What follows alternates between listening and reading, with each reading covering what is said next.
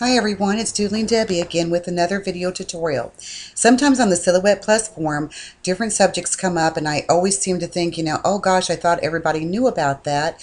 And then when I realize they didn't, I like to come back and make a video about it for anyone that's new to the Cameo or maybe just never thought about it. So here we go. I grabbed a little image from my library and I filled it with a color and rescaled it. And then I made sure that for this I want a no cut. So I selected no cut for this particular image. I'm going to go back to our page view. Okay, this is going to be about how to make your own papers and everything, but it also is letting you know more about the replicate tool and its options. So I'm going to select this little flower and I'm going to go over here to the replicate tool. And the first thing I'm going to show you is the fill page. There we go. Okay, now for some people I'm going to grab this little rectangle over here, and it is a 4.25 by 5.5 because that's usually the size cards that we make here in the United States. So if I did this and I line it up over here,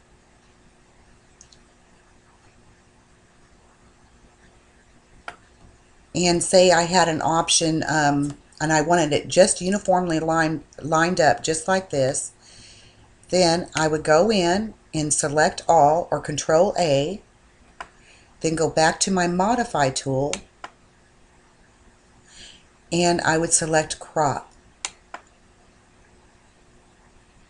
Okay, there we go. It gave us the crop of that, and then so I would go back in again and I would group these. You can either right click and group them or go down to the bottom and group like that. And then I have another 4.25 by 5.5 piece back here that I set aside. And I want to make sure that this one is on cut. So it will cut out a piece of designed cardstock for me, and it is. I'm going to go back to the page view. I'm going to take this one, I'm going to do a control click so I can show you the next thing we can do, and move this over to the side. I'm going to ungroup these because I'm just going to start with one as though we were just starting new. Ungroup. Put this right about here. And I'm going to select all of these and delete them. Okay, now we're going to go back to our replicate tool. And here at the bottom, you should see advanced options. And also, some of the members said they did not see their fill page. Well, you have to make sure that it's expanded enough. Your Silhouette software, studio software is expanded enough to see it. And also, sometimes computer, your resolution size can hide these things too. So but you do have this. Everyone has this. It doesn't matter if you're using Silhouette Studio Designer Edition or the regular format. So here we're going to go over to advanced options, and I'm going to go select to the right here.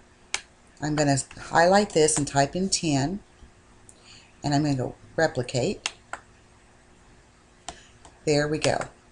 Now I want these spaced further apart. You can do whatever you like, but I like mine for spaced further apart, so I'm going to do this. Then I'm going to select all of these, go over here to my alignment tool. I want to make sure they're all aligned towards the top first, and then I want to space them horizontally. There we go. Okay, now I'm going to group these. Group. And we're going to go back to that replicate tool and back to the advanced option, and I'm going to go ahead and ask it to do below. I'm going to make 20, hit replicate, and I see I actually made a few too many, so I'm going to go ahead and delete some of these out. And we're going to do the same thing this time. I'm going to move this down a bit, about right there. maybe a little bit more. Okay, this time we're going to select them all. We're going to go back over here to our alignment window, and we're going to space them vertically. Okay, now once again we have a uniform pattern. In order to change this, this is what we're going to do. Go to the second row and then hold down your shift key and select every other row. When patterns are this close together, it's easy to miss. You kind of got to keep your eyes on this as you're doing it. And I'm going to go ahead and group these. And now I'm going to move them over and line them up right about there. Okay, we're going to grab that 4.25 by 5.5 piece again, and you decide once again where you would like to crop for it to crop. And I think I would like mine to be somewhere in here. And there goes our phone again.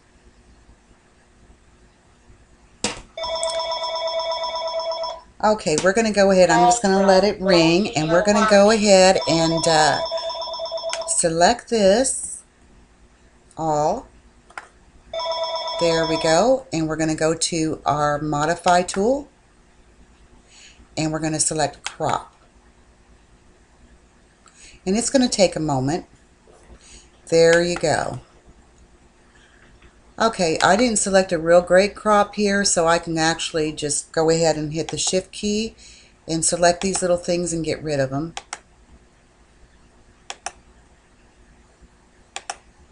Boy, my phone has rang off the hook today. I am so sorry about that. I tried to make this video earlier and I started all over because, oops, let's undo that. Obviously, I selected something I shouldn't have. Make sure it's ungrouped. Okay, it is. Probably just got in a big old hurry. There we go. Okay, now I'm going to select all of these again, and I'm going to group them. And once again, I had 2 copies of my 4.25 by 5.5. I'm just going to line it up here so I can get exactly what I want. And there you go. There's your design paper. But remember, you can also go back in and we can fill it with a color. Let's say a pale pink. Oops. Must have still had my design selected. Just want that selected. A pale pink. And then this can also give you a better idea of how you want to move this. I think that looks pretty good. And then you want to go back in and group this. And then once again, always check your cut lines. There you go, that looks good. My designs will just print and my cut lines are around the edge. I think I'm happy with that. Well, if you want to design your own paper, remember you can also create different little things in here. And I'm going to go back to the window. I made a page with some little bunny rabbits just by making little, you know, doing this.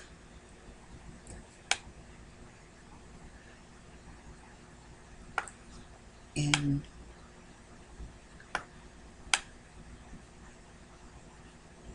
this, and then we just grab our oval tool.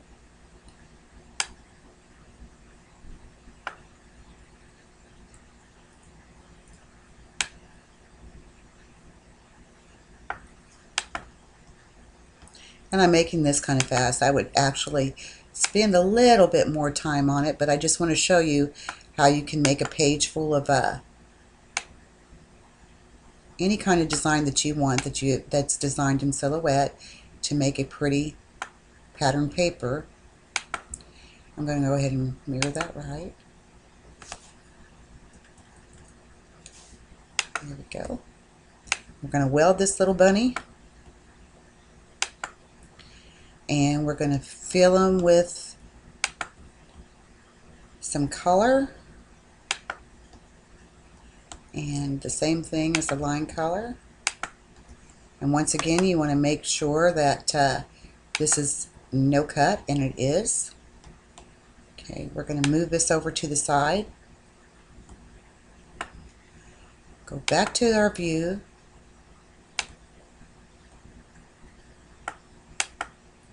And I'm going to scale this bunny even smaller because it's going to be on a page. There we go. And just for this demonstration, I'm just going to do a basic fill page. So there we go, fill page. And why that did that, I do not know. Filled it to the diagonal, but that's okay. And go back to our view.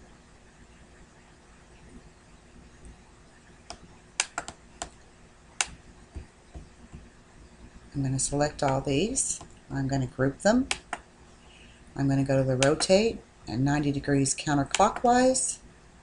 Voila! There we go. And now once again, you just take the size of paper that you want.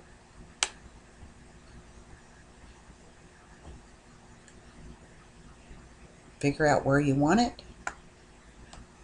We're going to go ahead and select all of this. Go back to our modify tool. Select the crop.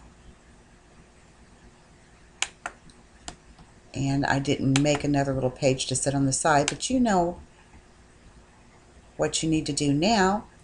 I just wanted to show you how you can make your own little designs. You can make these smaller. We can also offset them again. There's all kinds of ways you can make your own design paper to print and cut. I hope this tutorial has taught you a little bit more about the replicate tool and about making your own paper and having more fun with your silhouette cutting machines. Have a great day. Come by and visit me at paperpawsblogspot.com or at the Silhouette Plus forum. It's been great having you here. Bye-bye.